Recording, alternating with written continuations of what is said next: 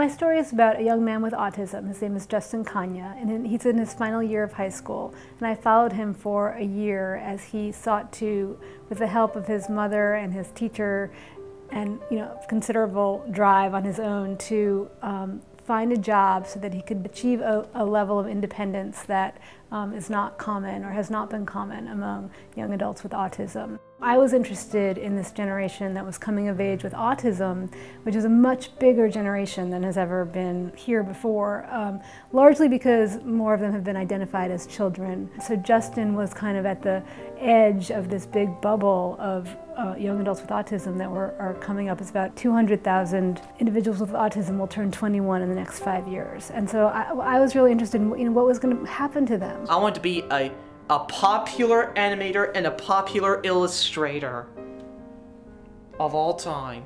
Justin is a great artist, and so he has this sort of extraordinary talent for drawing. He draws really tiny characters really well. He's fascinated with animation, so he knows everything there is to know about animation, and he wanted to be, as he called it, a famous animator illustrator. So you were very patient and positive. Justin was actually very lucky to have a mother and father who were very strong advocates for him, and found him the right school, and found him a teacher who was a very strong advocate for him. So I wanted to see what could happen with somebody in this situation.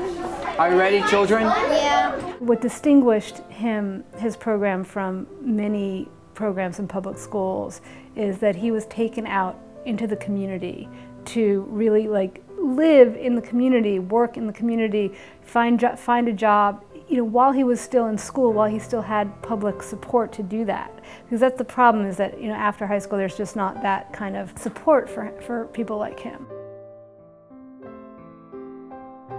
Justin is verbal. He speaks, but not fluently. So one of the challenges of the story was actually just for me to make sure that Justin really wanted to do this story. I mean, his parents wanted to do the story.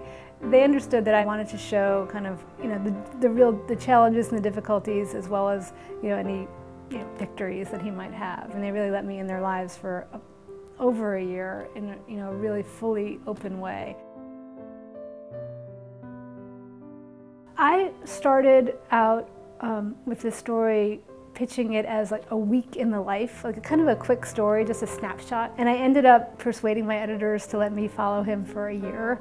I know not everyone can do that all the time, but I really believe in the power of a narrative like that to impact readers emotionally. There's one category of people who responded who said, I have a relative, or a son or a daughter or a relative or a sister or brother with autism, and thank you for describing what is our daily experience. And so that was nice to hear that they felt like it was sort of accurately depicting that. There were also a lot of people who wrote, I don't know anything about autism. I don't have any personal connection to autism, but thank you for letting me be in Justin's world for a little while.